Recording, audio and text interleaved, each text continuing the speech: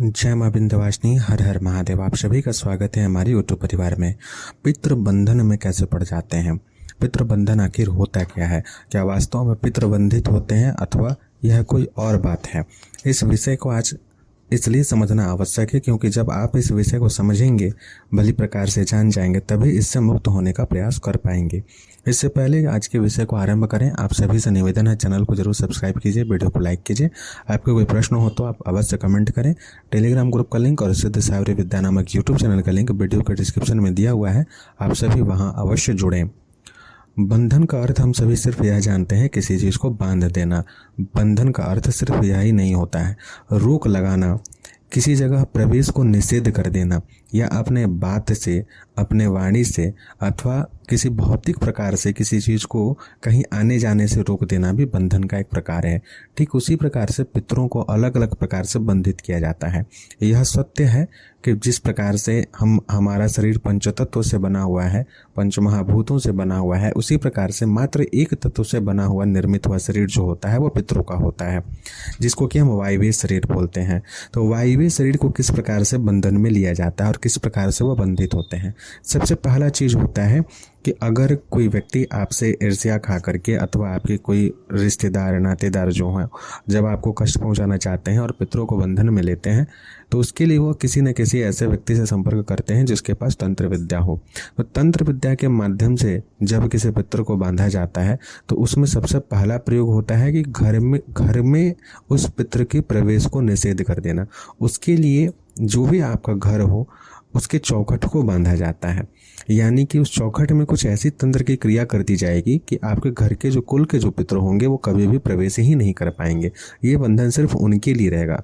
बाकी दूसरे जितनी व्यभिचारी गतिविधि में आने वाले भूत प्रेत पिशाच हों वो सभी प्रवेश कर जाएंगे, दूसरे के घर के पितर प्रवेश कर जाएंगे, लेकिन कभी भी आपके जो कुल पितर हैं वो कभी प्रवेश नहीं कर पाएंगे। ये एक तंत्र का प्रकार होता है। दूसरा है कि पितर आपके घर में, कुल पितर जो हैं आपके घर में उपस्थित हैं, उनकी उपस्थिति है वह चंद्रलोक से, जिसे कहा जाता है कि वापस आकर के पितरों की योनि में चले गए हैं और भले प्रकार से कल्याण कर रहे हैं, लेकिन जब कभी उन्हें बंधन में किसी के द्वारा लिया जाता है तो मंत्र बल से बंधन में ले लिया जाता है। तो वो आपके घर में उपस्थित तो हैं, लेकिन पूरी तरीके से इसे कहा जाता है वास्तविक बंधन। मंत्र के कारण जब बंधन में आते हैं तो उसमें किस किस प्रकार का बंधन होता है? इसमें भी दो प्रकार से बंधन होते हैं। देखिए, जो तंत्र के मार्ग में है, जो इन सभी चीज़ों को देखने में सक्षम है, वो ही इन दो विषयों को बता पाएंगे। बाकी लोग सिर्फ यही कहेंगे कि आपको आपके शरीर को बांधा जाएगा, आपके घर को बांधा जाएगा, कि पितर उसमें प्रवेश ना करें, इतने को ही बंधन मानेंगे। लेकिन जब इसमें डीप जाएंगे, मैं भी इन विषयों को पहले रखा हूँ, और इस विषय को चूँकि बहुत बार चैनल छोटा है या लोग कम है तो मैं इन विषयों को बहुत अधिक नहीं खोलना चाहता, इसलिए पहले भी मैंने इन विषयों की गुप्तता को रखा है। अभी थोड़ा आप सभी के समक्ष और इस विषय को बढ़ाते हैं कि ये जो दो प्रकार होता है वो किस प्रकार से होता है। पहला होता है कि मंत्र बल से वचन देना।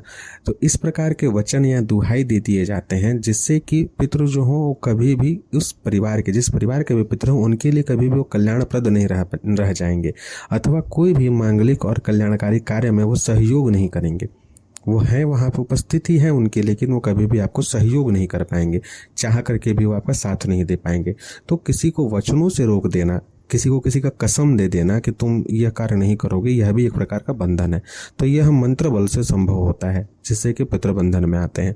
और दूसरा जो प्रकार है, किसी उग्र प्रकार की अस्त्र विद्या या मंत्र विद्या के द्वारा उनको ही पूरी तरीके से मंत्रों की ध्वनि से बांध देना। वह करने में सक्षम नहीं होंगे, जड़वत हो जाएंगे, जड़वत कर देना इन शक्तियों को, इस योनि में उपस्थित जो भी पितर होंगे उनको जड़वत कर देना। तो उसके लिए भी अलग अलग प्रकार के विद्या लगते हैं, सभी पितर नहीं बंधते एक साथ में। अब उसमें एक ऐसी विद्या होती है जिसमें कि पितर भी बंधेंगे, ऊत भी बनेंगे, जो जुझार होंगे वो भी बनेंगे, मतलब बंध जाएंगे। ये तीनों प्रकार की जो है पितर को जो अलग अलग कैटेगरीज मानी गई है, जो अलग अलग प्रकार है, वो सभी बंध सकते हैं। किसी में होगा कि केवल ऊत ही बंधेंगे, पितर खुले रहेंगे, किसी में है कि पितर और ऊत बंधेंगे, बाकी जो देव कोटि में है वो खुले रहेंगे। तो यह निर्भर करता है कि किस प्रकार के पितर को बांधा गया है। तो यह प्रकार होते हैं, इस तरीके से जो है पितरों को बांधा जाता है। और इसमें प्रमुख रूप से जो कार्य होता है वो किसी न किसी क्षुद्र शक्ति के साधकों के द्वारा प्रमुख रूप से किया जाता है। इस बात का विशेष रूप से ध्यान रखना चाहिए कि कभी भी आपके घर में कोई आने वाला व्यक्ति जो कि पहले कभी आता ही नहीं था लेकिन एकाएक आना शुरू कर दिया, विशेष करके अमावस्या के आसपास या अमावस्या के दिन जरूर आता है आपके घर में, आपसे मिल करके जाता है और अधिकाधिक समय वो आपके घर के चौखट के ऊपर खड़े रहता है, जो मुख्य द्वार है उसके पास खड़ा रहता है या बिना बताए वहाँ रुक जाता है, आकर के ऐसी खड़ा है, डोरबेल नहीं बजा रहा है, बुला नहीं रहा है। तो इसे आप स्पष्ट रूप से जान लीजिए कि इसमें कहीं ना कहीं वो ऐसे कोई तंत्र की क्रिया को कर रहा है जिससे कि आपके पितृ जो हैं वो बंधन में आने वाले हैं। इस तरीके से आपको इस विषय को समझना चाहिए। आशा करते हैं कि आप इस विषय को समझ पाए होंगे कि पितृ किस प्रकार से बंधन में आते हैं। इस विषय को समझने के पश्चात ही आगे अब इस विषय पर चर्चा होगी कि कैसे बंधन को खोला जाता है। जय मां विंध्यवासिनी, हर हर महादेव।